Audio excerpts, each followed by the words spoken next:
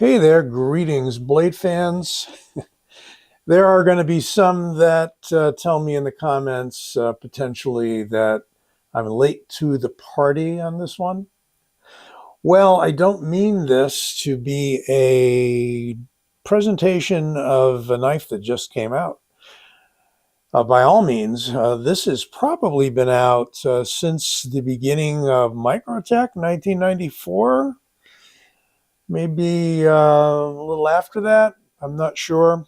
I had one of these like 20, 25 years ago. I can't even tell you when I sold it. But yes, you are recognizing this knife as being the manual Socom Elite from Microtech. This color, however, is pretty recent. It is referred to as the natural clear finish because it's kind of a gray finish. It probably still is a finish because I'm going to show you a comparison in a moment of what an actual stripped down aluminum one looks like because I have a customized auto. But this is the Socom. And this is, I would say, probably one of the most useful and grail level knives that I have come across, only because it is so terrifically robust and solid, and yet it is, for its size, relatively light. It's almost a 4-inch blade. This one is the clip point. As you know, it does come in a tanto point as well, what they refer to. I don't think they call it a double edge, but they call this one a single edge for comparison. I would call this a long clip point. And it's got some massive thickness to the blade stock that's carried almost all the way out to the point. It's in M390, not in M390 MK as with the ram locks, but simple old M390. This one has the apocalyptic finish. I thought long and hard about whether I wanted this with serrations, if I wanted the tanto, and I'm saying, you know, I might like serrations. I'm thinking of maybe sending this out to Mr. Veff for some Veff serrations, because I do feel serrations have some usefulness in terms of tactical EDC use. And I wouldn't put as many of them in there as Microtech does. Microtech uses half the blade. I would only want about an inch in there, just enough to bite into stuff that's slippery and tough that normally your edge might slide off of. Look at that nice apocalyptic finish, and you can, because of that apocalyptic finish, barely make out the Microtech logo on there, which usually stands out pretty boldly. Is serial number 17123, and it was made in February of 2024. So relatively new, just a couple months out of manufacture. Nothing on the right side. And there is the clip that love it or leave it you have on the pivot side of the knife. I remember getting used to that a long time ago, and it was no problem. Just a matter of adapting your opening method when you take it out of the pocket. It is a liner lock in a very unique fashion in that it's a hidden liner that is attached right there. That's where that steel bar joins the frame. Aircraft aluminum frame. Very thick liner. You get lots of lockup. And the lockup is secondarily, or primarily, however you want to look at it, on the thumb studs.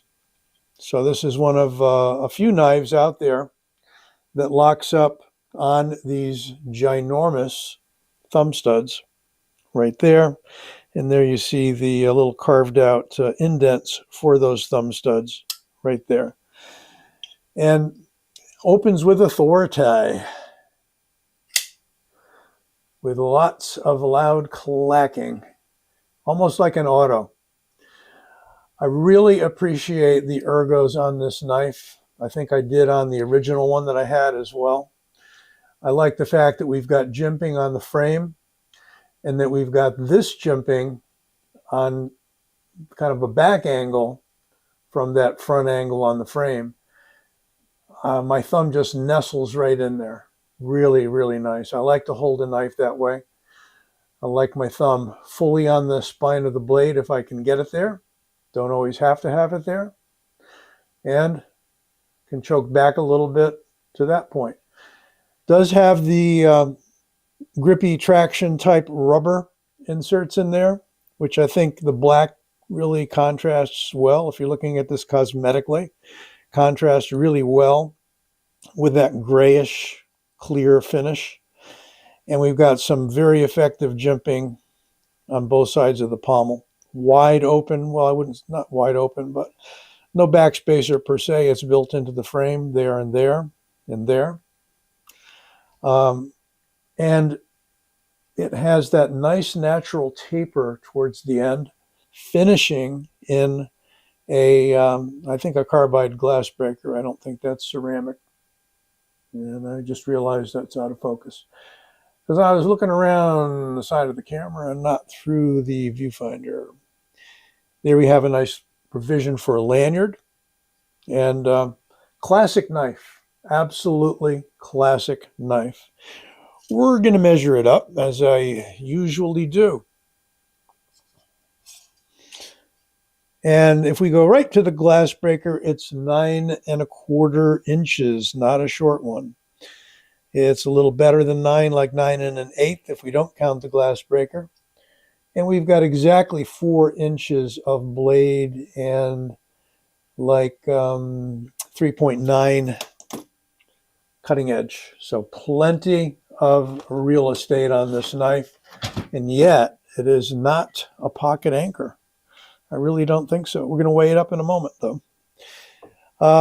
If I grab the frame, which is tapered, you don't see that very often. We have a thickness up front of 0.56, got a thickness in the back of 0.46. So 0.46, what did I say? And 0.56.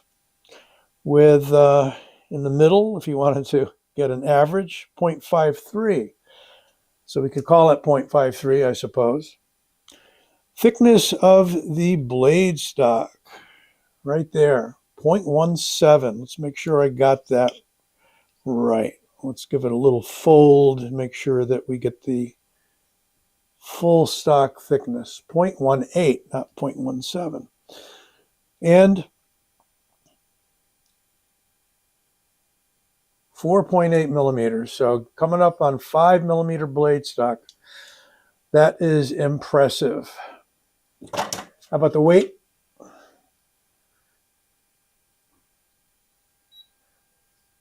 And 5.1 ounces. So for a knife this size, 4-inch blade, that is really not bad. We're almost at an even 5 ounces. Try to turn that scale off over on the side here. Beautiful provision for opening. You've got that guide for your thumb. You can feel it. You don't have to see it. And you run right into that thumb stud. Thumb studs are probably my favorite opening method. And I know a lot of you newer guys to the knife world, you love your front flippers. For me, that's acrobatics. And I know you say that, yeah, it's easy, but when I have to reach my thumb over the front of the blade like that, rather than just naturally reach out like that, it's a bit of a hassle for me. And it's not natural. And if I was in dire straits and needed to open my knife, that's the way I want to open my knife. What can I say? Personal preference? Sure, definitely. Can't say one method, my method is better than your method. I can't say that. We're all different. We're all built differently. We all have different mentalities. Now, if you strip the finish completely off of a Socom, that is actually what you would have. So the clear natural finish, or the natural clear, however it's said, is actually gray, okay? So normally these would be black. Very often these have been black. And then we got, I'd almost call it a gray finish rather than a natural clear. But who knows? Maybe the color of the aluminum has changed over the years. See how bright that is. Now, this is a custom done knife. This was produced by BJ Hill. And one thing that BJ did was the inlays, which are cocobolo, which is kind of neat in and of itself. He stripped the handle down to just bare aluminum. I don't think there's a coating on there, if anything at all. And then, I don't know who exactly, but this was a custom regrind, a hollow regrind of the clip point. So the only thing we're missing here is all the Microtech markings. So, one could say, it's not a Microtech, but those that know Microtech will recognize that that's the clip, and everything about it is 100% Microtech. Beautiful hollow grind work. Somebody in California did it from who's a grinder for one of the large custom kitchen knife companies, I believe. It's as much as I know. And one little marking on the blade here is that we have some hardness testing that was done by BJ. The downside is I don't know what the hell the hardness is on it. Nobody told me. So this is kind of a cool Elite Auto Socom, but it just shows the difference between the so-called natural clear handle and an actual raw handle. Kind of neat. Might hang on to it. I was going to trade it, but now that I see it, I may hang on to it. That's how it goes with knives. Here's another knife for comparison that I got recently that I'm still enamored with. And that's fairly rare because usually I have quite a few knives pass my way. And after not too long a while, I get a little bit, bored with them. I know you're saying, oh, sell them to me. Maybe I will. But that is the 0308 by ZT Knives, Zero Tolerance. The thing about both of these knives is they are just tools. I mean, you can either like the design or not like the design, but in the hand and functionally, they are just, I don't know, like a beautiful wrench set, high end. They're not glam knives. They're just really solid, confidence-inspiring tools that are extremely well made. Final comparison is the one I've been carrying a lot lately from Microtech, and that is the MSI, Microtech standard issue. And pretty popular knife, although some don't like the sheep's foot. I tend to like it. It's got enough of a point for me. Usually I don't like to carry knives that are cleavery and don't have points, but this one has worked out extremely well. The ram lock has been very good for me. No failures. I don't know what the whole thing about back whacking a knife is, but mine seldom see that kind of torture. I use them for cutting instruments and occasionally for point work. But these two, I got to tell you, if I were to narrow it down to two knives that were large, and I might carry a small one, but if I had to narrow it down to two knives that are large, these would be the ones. Factory edge on the Socom manual Elite. Pretty good.